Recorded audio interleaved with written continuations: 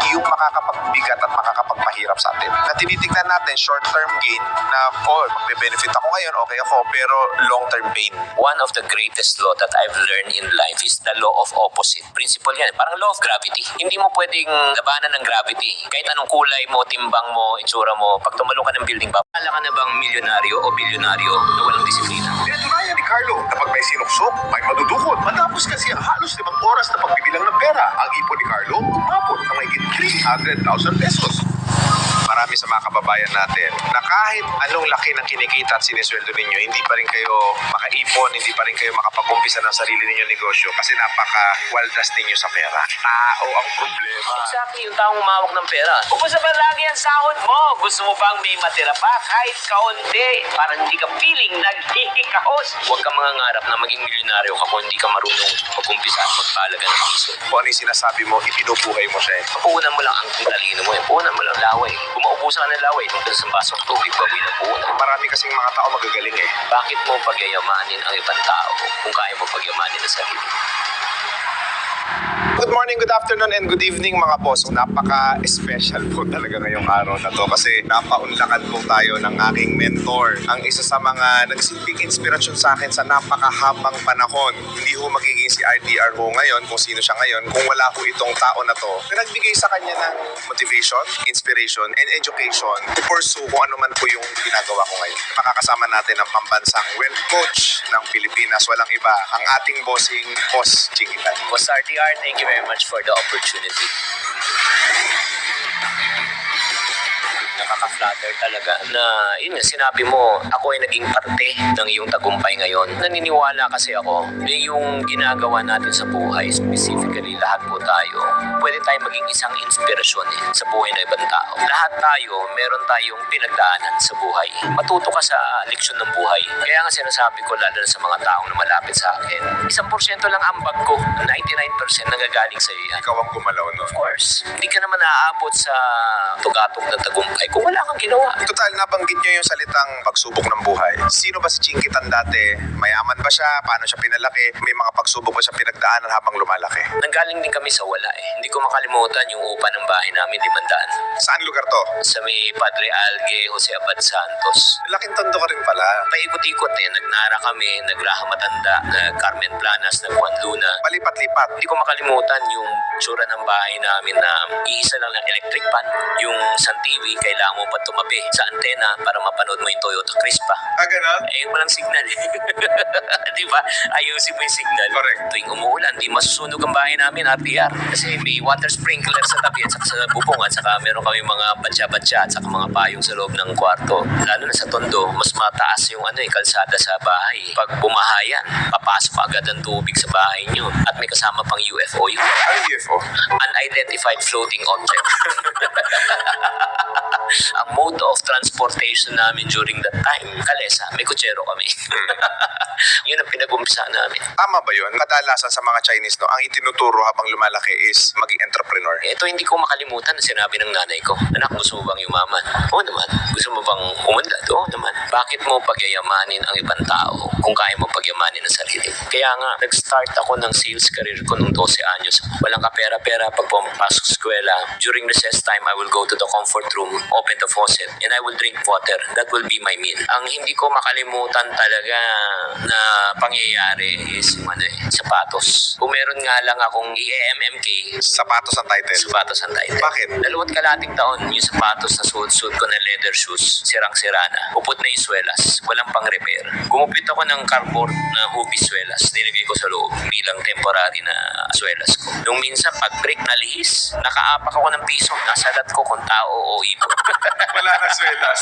Nakakatawa yung ngayon, pero nung panahon yun, hindi. Kaya nga nung bata pa ako, 12 years old, RTR, nangarap na ako na gusto ko maging milyonaryo. Umpisa ko talaga ay yung nagbenta ako ng toilet paper. Si mama kasi nagbebenta ng wholesale eh. Ako naman nagbebenta ako ng retail sa classmates, teachers, principal. Ito yung reality na na-realize ko sa pagbebenta. Yung mga taong ini-expect mo na susuporta at bibili sa'yo, sila pang hindi bumibili at sumusuporta. Yung mga taong hindi mo inaasahan na tutulungan ka at susuporta, sila pang sumusuporta. Paano mo inumpisahan yung pangarap mo? Kasi during the time nga, di ko naman tignan kung ano yung kawalan ko eh. Tinignan ko kung anong meron ako. So wala akong pera na puhunan. So ang ginawa ko, nagpicture ako during that time, Kodak pa nun eh. Pinaprint ko, tapos nilagay ko sa flip chart. Eh yung mga kaibigan ko sa school, eh yung mga medyo yayamanin. So sinabi ko, gusto nyo na Hanes t-shirt. O, ton design. Magkano? 50 pesos. Ang puhunan mo lang si flip chart.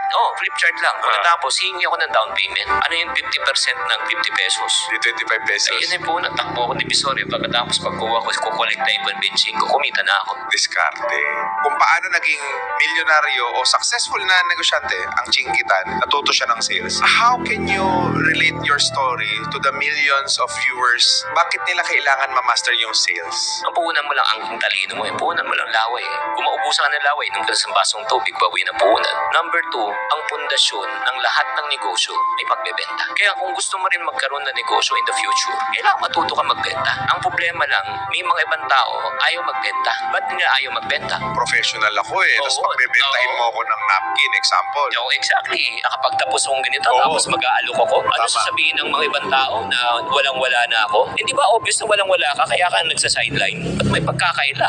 Bakit yung tao nahihirapan sila magpakatotoo? Mas mahalaga pa minsan yung pakitang tao kaysa sa tunay na nangyayari sa sitwasyon sa buhay mo eh. Kaya hindi ko makalimutan yung tinuro ng nanay ko. Sabi niya sa akin, anak, hindi na bali luma ang damit mo. Ang mahalaga, may laman ang bulsa mo. Coach, kanino pa nababanggit? Lagi ka tinuturuan ng mama mo. How important na yung mga parents ngayon dapat sa murang edad maturuan nila yung mga anak nila about financial? Isa pang sinabi ng nanay ko, huwag kang mangangarap na maging milyonaryo ka kung hindi ka marunong mag-umpisa at magpahalaga ng piso. Yung formula na tinuro sa amin nung bata pa kami, 50% ipon, 25 pang negosyo, 25 pang gastos. Nadala ko yung ganong klaseng mindset. Kaya nung ako ay single pa, I was saving 80% of my income. Kaya nga bago akong kinasal, nakabili ako 2 condominium unit. Kasi imbis na bumukod ako, humiwalay na ako agad na ako nagbabayad ng kuryente, upa. Ginamit ko yung pagkakataon na yun para makaipon pa ako ng mas malaki para pumunta na sa amortization ng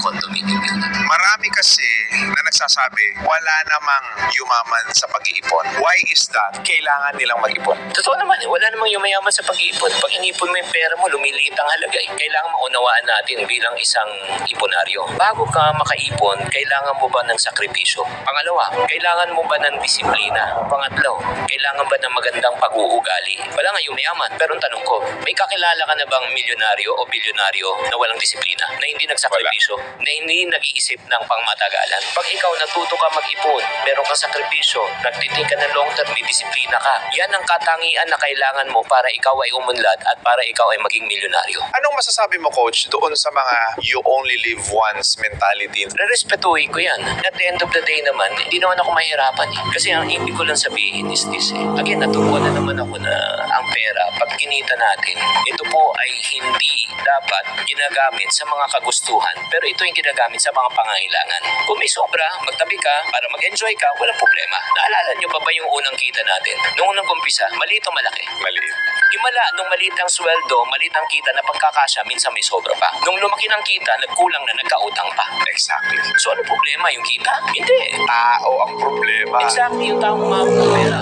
Nagre-reklamo tayo sa inflation na hindi mo makokontrol. Yung problema, yung lifestyle inflation. Marami sa mga kababayan natin na kahit anong laki ng kinikita at sinisweldo ninyo, hindi pa rin kayo makaipon, hindi pa rin kayo makapag-umpisa ng sarili ninyong negosyo kasi napaka-waldas ninyo sa pera. Ang pera, para tong binhi. Think like a farmer. Yan din tinuro sa akin ng nanay ko. Anak, ang pera, tinatanim yan. Huwag mong kakainin yan. Nakita na ba kayo na magsasaka na kinain ng binhi? Walang tatanim, walang aanihin yan. Pinakamagandang sigurong administration na ito, pangarap ng bawat Pilipino ay magkaroon ng sariling Bahay. pangarap ng bawat singkit ay magkaroon ng sariling Negosyo. para magkaroon ng bahay. Yes. Ano masasabi mo doon, Coach? Pag kumuha naman ako ng bahay, pag hinulugan ko yan, at least yung binabayad ko dyan in the future, sa akin din naman mapupunta eh. Ang tingin mo ba dyan, investment o liability? Yung bahay na tinitirahan mo na gusto mong tirahan hanggang ikaw ay magretiro, hanggang ikaw ay bumalik, yan ba ibebenta mo? Hindi, kasi titirahan mo yan eh. Correct. Yan ba ipapaupahan mo? Hindi rin. O, so ang tawag dyan, liability dahil hindi kumikita ng pera. Correct. So, ang mga marurunong sa pera, ang tinatanong nila parati, paano ko muna patutubuin tong pera na ito? So ang ginagawa kasi na marami nating kababayan is kumita ng pera abroad tapos iloloan nila sa pag-ibig 10-15 years to pay. Ano masasabi mo sa ganyang klaseng thinking na matagal na nating kultura dito sa Pilipinas? Wala namang problema na bumili ng bahay. Basta kaya ng budget mo. Hindi naman natin dinidiktahan, o itong gawin mo, ito yung tama at mali. Hindi, preference ng tao yan eh. Like ako, preference ko talaga ay kailangan magtiis ka ngayon. Kaysa ngayon, magpakasasa ka, magpakasarap ka, pero sisingilin ka. Kaya nga doon nga lumabas yung nasulat kong aklat ng Diary of a Pulubi. Paulit-ulit na lang yung mga concern na mga malapit sa akin. Online na utang ngayon na Yung online lending app. nakakaawa talaga. Pag tinanong ko, bakit pa kayo nagkautang? Una, ang feeling nila hindi na uubos yung pera kasi iniisip nila may papasok pang sweldo. So, uutangin na nila in advance. Yun po yung mga bagay na yun. Kaya naisulat yung aklat na yun, nakikita ko na talaga, yun nga yung mga weakness eh. Sa OFW, sobrang matulungin na pulubi later. Panay sakripisyo na hindi na nila iniisip ka na sarili. At ito pa ang pinakamasakit sa pagtulong. 9 na beses kang tumulong. 1 beses ka lang tumanggi. Napakasama mo na, kuripot ka na, makasarili ka pa. Kaya napakahirap na maging OFW. Naging masama pang tao. Kawawa talaga. Pag nagbago ang financial mindset ng isang tao, magbabago talaga ang buhay. Yes. Meron nga akong isang matinding realization dyan kung bakit maraming mahirap sa Pilipinas. I mean, hindi ko sinisisi yung mga malls. Nasa Pilipinas ang pinakamalalaking mall and yet isa tayo sa pinakamahirap sa buong mundo. That is a simple representation of how illiterate we are pagdating sa pera. Napakaganda ng sinabi mo, RTR. Ano bang mahilig pag-usapan ng mga taong kapos sa buhay? Pag-uusapan ang buhay ng May buhay. ibang tao. Yung mga middle class, yun, saan tayo kakain, ano yung latest, saan tayo travel, ano yung mga bagong iPhone, mga ganon. Pero ito yung tanong ko, ano naman ang pinag-uusapan ng mga milyonaryo at bilyonaryo? Kung ano yung pangangailangan nitong mga middle class at mahirap. Kaya nga ang dapat gawin natin, magpalit tayo ng mindset natin. Hamunin natin ang mga mamamayang maralita na mag-isip, magnegosyo. Kahit na quick-quick lang. Makatikim lang ng 100, 200 kita at 500 na sabi mo, ay, kaya ko pala. From 500, lalaki na naman yan. Ay, mga ngarap yan. 1,000 na, ay, kaya ko pala. So, aangat ang buhay nila. Ito kasi yung premise, coach ng maraming mga Pinoy. Hindi naman ako siguradong kikita rin ako sa negosyo. Kasi natatakot tayo, baka mawala ang puhunan natin. Pero meron akong na-attenda na isang seminar ni Senator Manny Villar. Sabi niya, nagtataka ako sa ating mga Pilipino, bakit tayo natatakot mamuhunan at mag-umpisa ng negosyo? Walang-wala na tayo eh. Nasa ilalim ka na nga eh. Ano bang mawawala sa'yo? Eh wala ka na at the first place. Ang dapat daw matakot na mamuhunan yung mga tao may milyon at bilyon. Nakakatakot mag-drive pag di mo alam. Nakakatakot mag-bike pag di mo alam. So ano solusyon? Pag-aralan mo. Natatakot ka magnegosyo at mag-invest dahil di mo alam. So ano solusyon? Alamin mo.